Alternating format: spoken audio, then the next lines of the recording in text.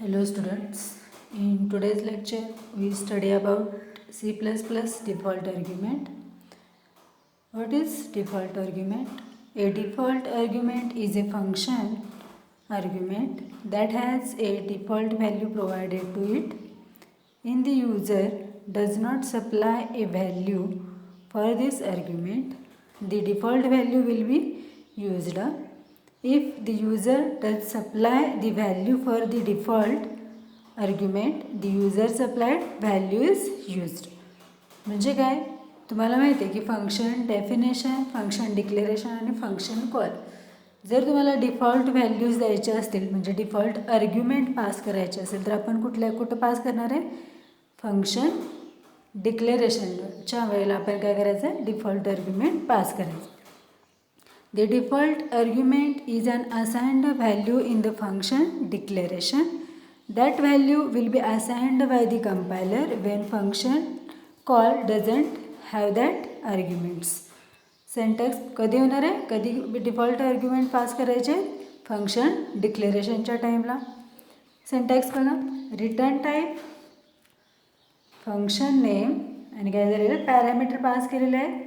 इथंच पॅरामीटरला तुम्ही value pass करणार आहे त्यालाच काय म्हणणार आहे आपण? Default argument. For example int function multiply घेतलेलं आहे, त्याच्यामध्ये मी 2 पॅरामीटर पास केलेले आहेत, इंट एक्स इंट वाय, आणि वायला काय केलेलं आहे मी 1 काय झालं आर्ग्युमेंट पास केलेलं आहे. 1 म्हणजे काय? आता ह्याला काय म्हणायचं? Default argument in function. आता एक इम्पॉर्टंट नोट्स काय default आर्ग्युमेंटची? Only the trailing arguments can have default values and therefore we must add default values from right to left. Default argument जर तुम्हाला करायचे पास करायचे असेल तर त्याला रूल्स आहेत. काय करायचं आहे? जर तुम्ही डिफॉल्ट आर्ग्युमेंट पास करणार असाल तर आपल्याला ते पास करताना राईट टू लेफ्ट याच पद्धतीने पास करायचे आहेत. म्हटल्यानंतर जो शेवटचा आर्ग्युमेंट असेल म्हणजे शेवटचा पॅरामीटर असेल त्याला पहिला तुम्हाला व्हॅल्यू असाइन करावी लागणार आहे, मग त्याच्या अगोदरचा अशा पद्धतीने म्हणजे शेवटून सुरुवात करावी लागणार आहे राईट टू लेफ्ट. कधी? ज्यावेळेला तुम्ही डिफॉल्ट आर्ग्युमेंट पास करणार त्यावेळेला. आता सिंटॅक्स बघूया. असं व्हॅलिड आणि इनव्हॅलिड डिफॉल्ट आर्ग्युमेंट कशा पद्धतीने लिहिते. इंट ॲड नावाचं काय फंक्शन आहे, हे कुठं लिहायचं आहे? फंक्शन डिक्लेरेशनच्या टाईमला. Some example of function declaration with default values. Int data type, add function name, मी पॅरामीटर पास केलेले आहेत integer x, integer y, integer Z.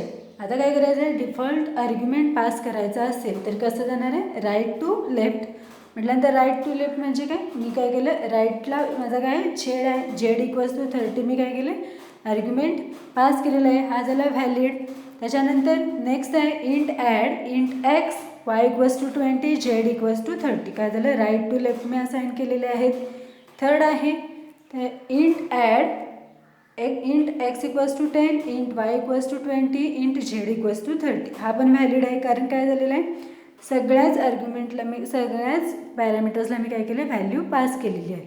The invalid बघा, int add int x equals to 10, int y int z. काय झालं? हे invalid आहे का? कारण डिफॉल्ट पॅरामीटर पास करतानाचा किंवा डिफॉल्ट आर्ग्युमेंट देतानाचा पहिला रूल कुठला आहे?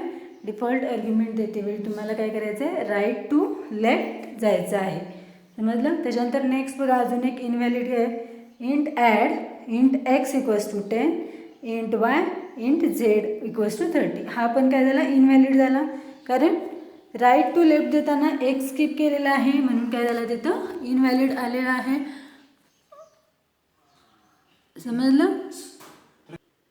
समजलं कशा पद्धतीनं डिफॉल्ट आर्ग्युमेंट पास करायचे.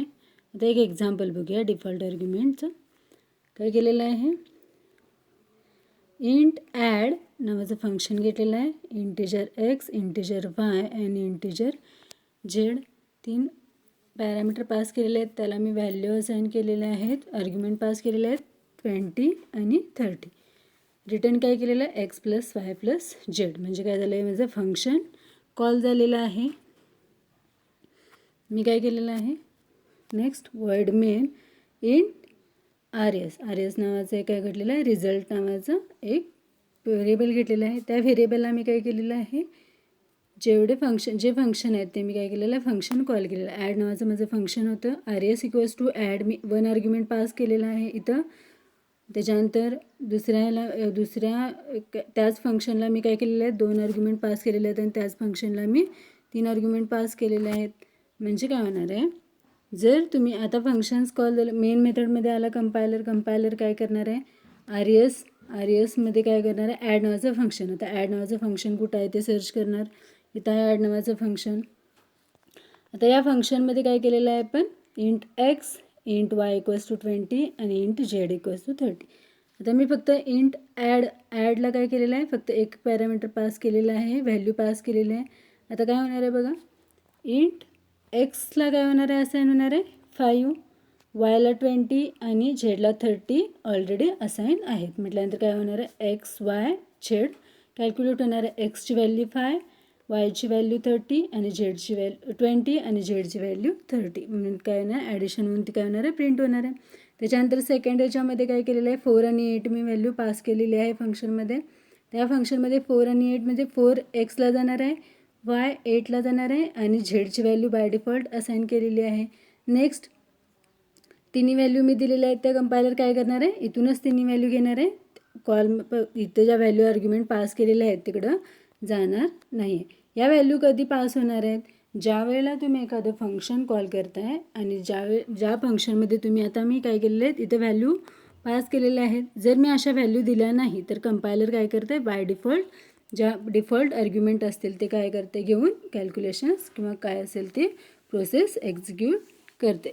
आता या एक्झाम्पलमध्ये जर आता मी काय केलेलं आहे, एक्सची व्हॅल्यू दिलेली आहे, वायची व्हॅल्यू दिलेली आहे आणि झेडची व्हॅल्यू दिलेली आहे आणि फंक्शन कॉल करताना काय केलेलं आहे, काही पास केलेलं नसेल पॅरामीटर, काय होणार आहे, तर मला ज्या इथं व्हॅल्यू पास केलेल्या आहेत त्या व्हॅल्यूमध्ये माझे ॲडिशन होणार आहे. पण मी इथं एक्सला व्हॅल्यू पास केलेली नाही आहे, कारण इथं काय केलेलं आहे, मी एक्सला व्हॅल्यू पास केलेली नाही आहे.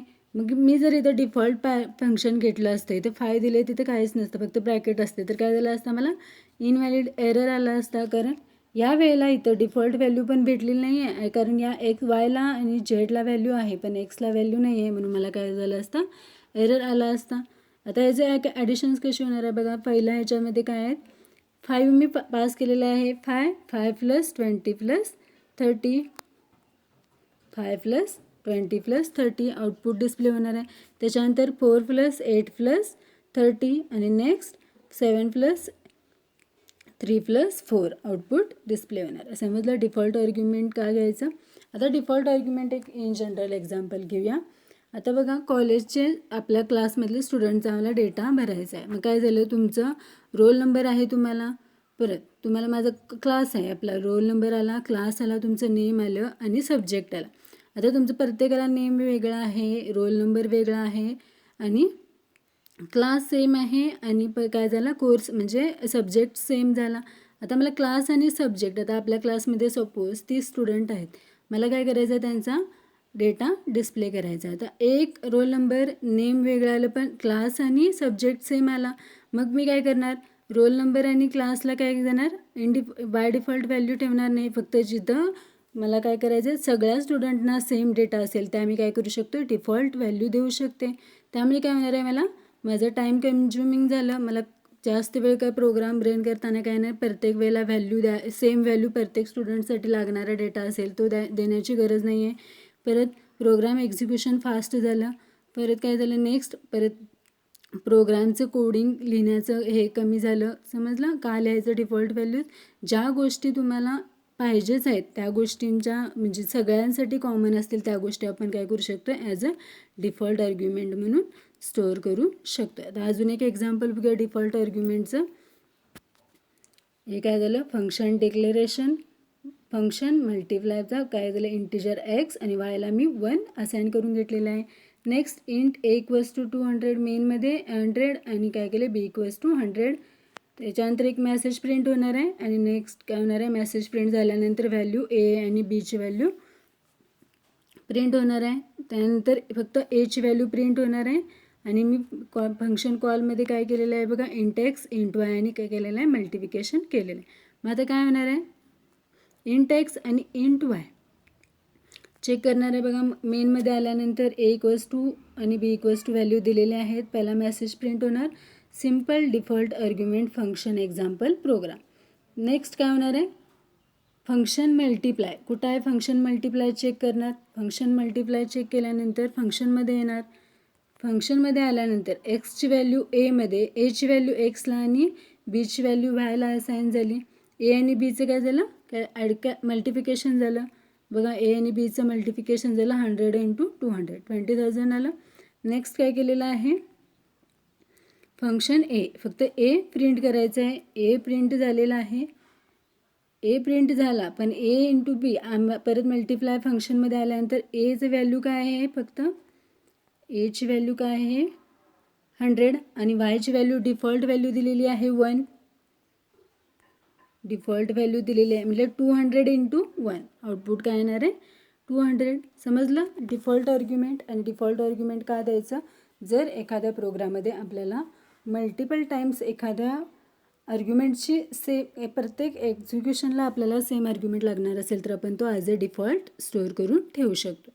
नेक्स्ट आहे कॉन्स्टंट आर्ग्युमेंट. आता कॉन्स्टंट आर्ग्युमेंट तुम्हाला माहिती आहे, कॉन्स्टंट व्हेरिएबल आपण बघितलेले आहेत, पण कॉन्स्टंट आर्ग्युमेंट काय करायचं आहे, फक्त आपल्याला कॉन्स्ट कीवर्ड वापरून डिक्लेअर करून ठेवायचं आहे. कॉन्स्टंटचा अर्थ काय, डझंट चेंज, म्हणजे एखादी व्हॅल्यू आपल्याला चेंज करायचीच नाही आहे असं ठरवलं असेल तर आपण असं पाहिजे असेल तर आपण काय करू शकतो, ॲज अ कॉन्स्टंट डिक्लेअर करून ठेवू शकतो. म्हणजे काय, पायची व्हॅल्यू असेल, पायची व्हॅल्यू काय 3.14, ती जर आपण कॉन्स्टंट करून ठेवली असेल तर काय होणार आहे, ती व्हॅल्यू कॉन्स्टंटच आहे, ती चेंज होणार नाही आहे.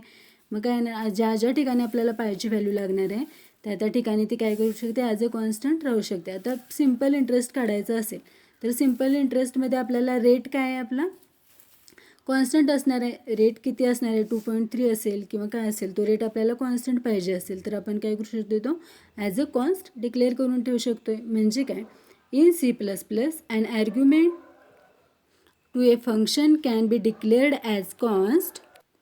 The argument with constant value should be initialized during the function declaration.